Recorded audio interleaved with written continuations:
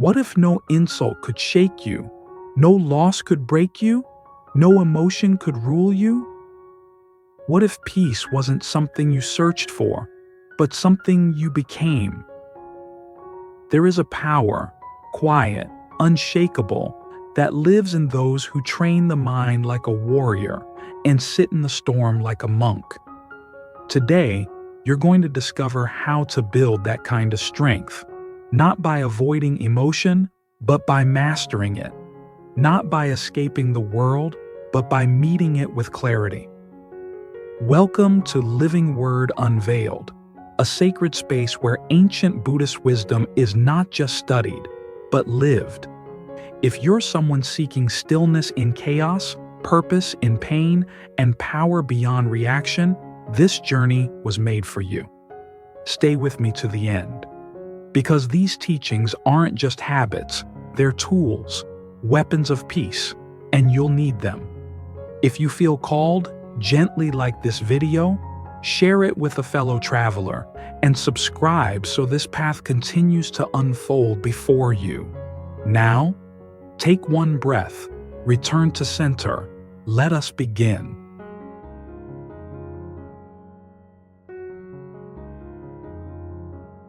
Laying the foundation, the roots of inner fortitude, the sacred pause, the space before the storm.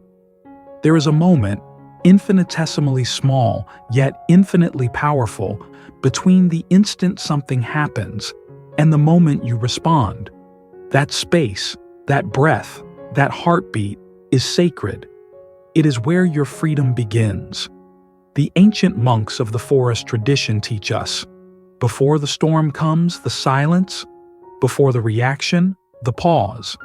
And in that pause, you are no longer a slave to impulse, but a master of presence.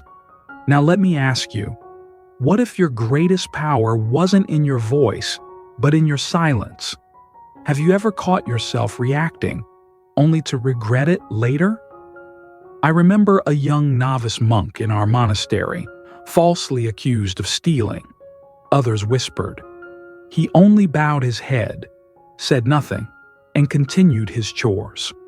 Weeks later, the truth surfaced.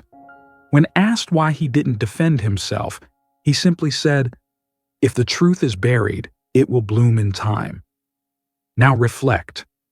When was the last time you paused before you reacted?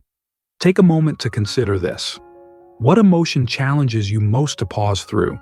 Is it anger, fear, frustration? Next time you're triggered, try this. Count slowly from 1 to 5 as you inhale deeply. Then ask yourself, what would a wise one do now? The fortress mindset. You are the gatekeeper. Picture your mind as a fortress, standing tall atop a mountain. Winds howl, arrows fly, criticism, betrayal, rejection. But none of it can penetrate unless you open the gate. You are the gatekeeper of your peace. The question is, do you hand out the keys too freely? Buddha once said nothing when insulted. Instead, he asked, if someone offers you a gift and you do not accept it, to whom does it belong? The insult, like a stone, fell at the speaker's feet, useless, powerless. Now think about someone powerful you admire. Oprah Winfrey, Elon Musk, the Dalai Lama. How often do you think they waste time defending themselves against every insult or rumor? True strength doesn't come from fighting back. It comes from choosing not to let someone else's fire burn your inner peace. Let me ask you this. What insult or betrayal have you carried for too long that you're finally ready to release?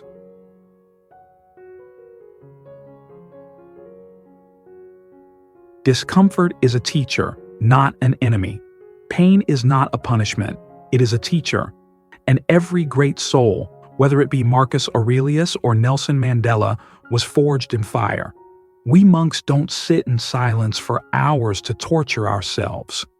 We sit because that ache in the knee, that itch we refuse to scratch, is the same part of the mind that runs from life's bigger discomforts: loneliness, rejection, fear. The Navy SEALs have a saying, "Embrace the suck."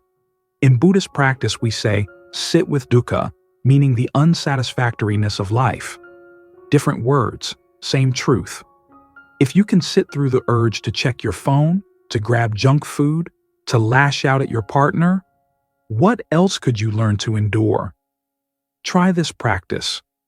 Go one full day without using entertainment to soothe discomfort.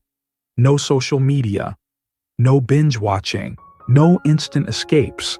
Sit with your discomfort. Write down what arises. Observe it without judgment.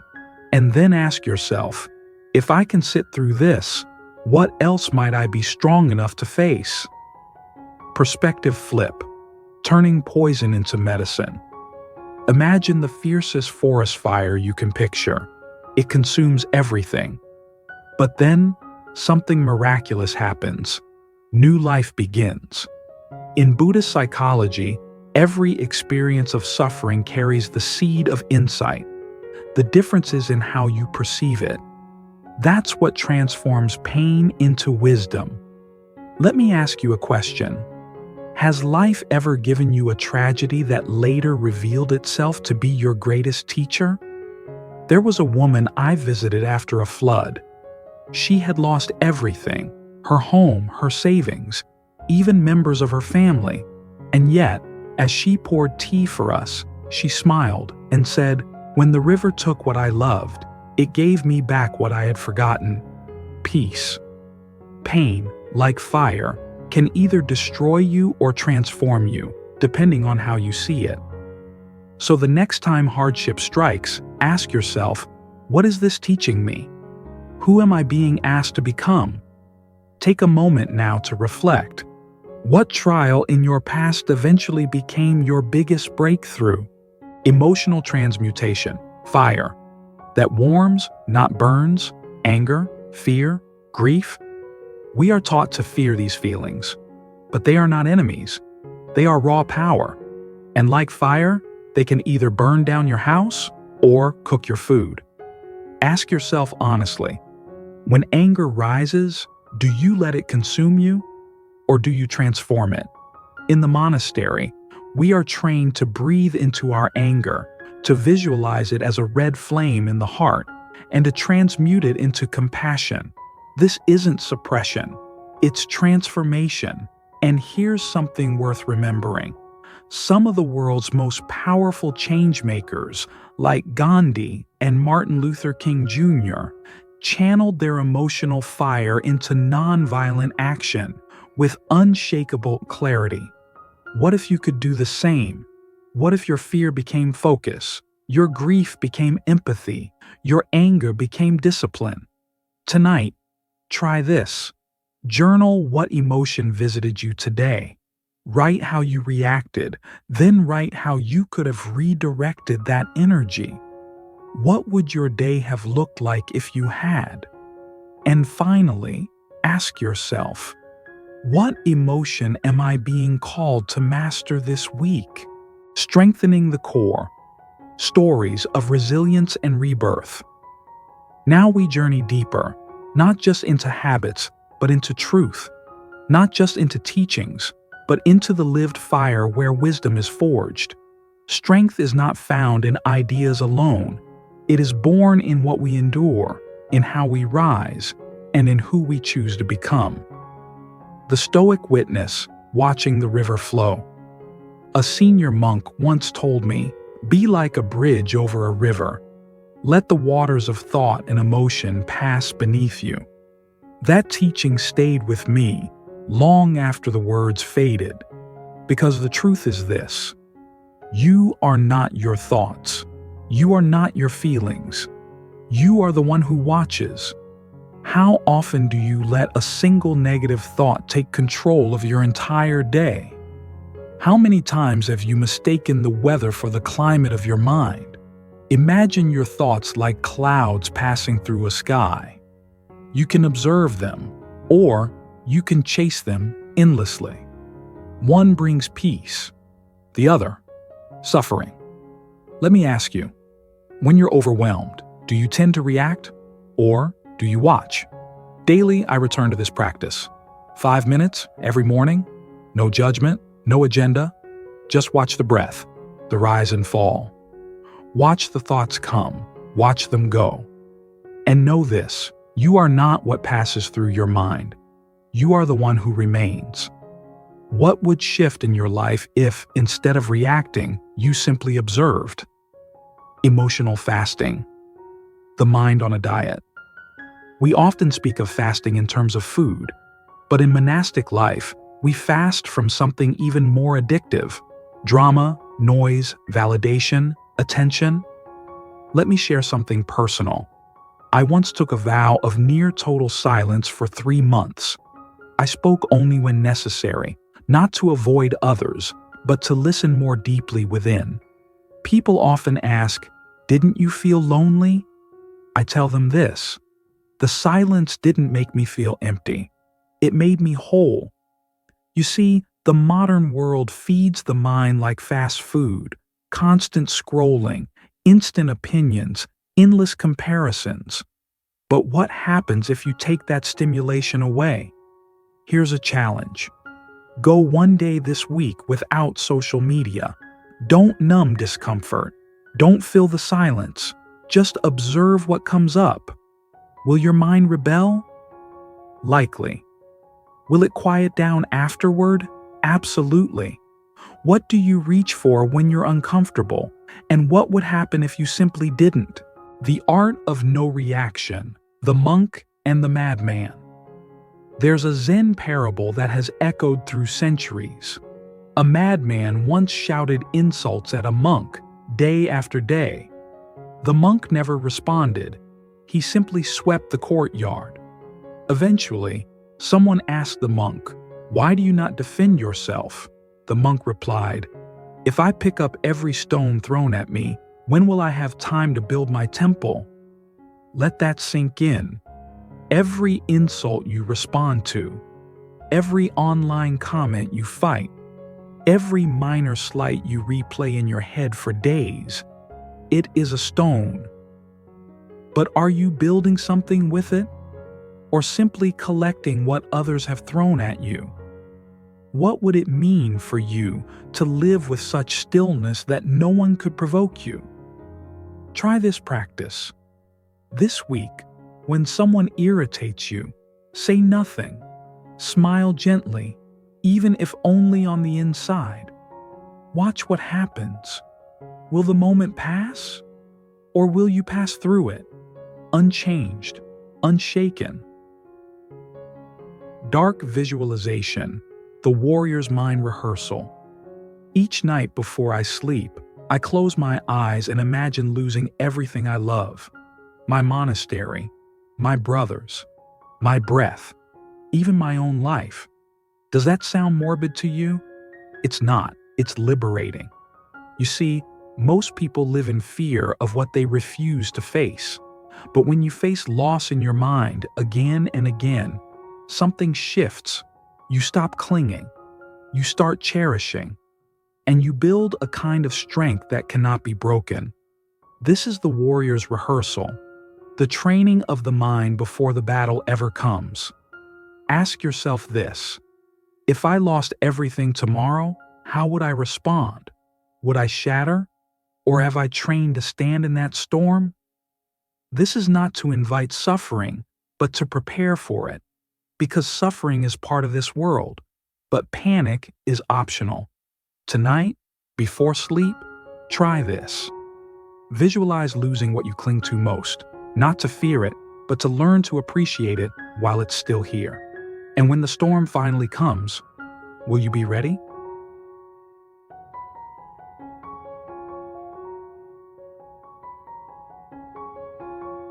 Your life code, the inner compass. Motivation fades, but a code becomes who you are. Who are you when no one is watching? Who are you when no one will ever know? In my early years as a monk, I was encouraged to write a personal code, a vow not to the world but to myself. Mine was simple. Speak with truth. Act with compassion. Move with purpose. attached to nothing. And I've held to it in moments when everything else crumbled. Here is the truth. The world will test you. People will provoke you. Life will shake your foundation. But if your foundation is built on principle, you will not fall. Take a few quiet moments. Ask yourself, what do I stand for, no matter what? What will I never compromise? What would my best self say, do, believe? Then write down your life code. Speak it aloud each morning. Live it, not as an idea, but as an identity. And ask yourself, if I live by this code today, who would? Conclusion: the path of the unbreakable heart. As we come to the end of this journey together, I ask you, what are you building within yourself? Is it a castle of sand shaped by fleeting moods and shifting winds? Or is it a mountain of stone carved in silence, tested by storms, and rooted in something deeper than time? Each habit you've heard, each principle shared, is not a quick fix, not a momentary inspiration. They are seeds, ancient seeds. And like all seeds, they do not bloom overnight. They require daily attention, quiet tending, gentle watering, even when nothing seems to grow. But let me tell you this, that seed will sprout. And when it does, it will not be a fragile plant. It will be an oak, unshakable, timeless, unmoved. You will stumble, that is certain. There will be days when your mind races, when your emotions roar like wild rivers, when silence feels impossible. But in those moments, return.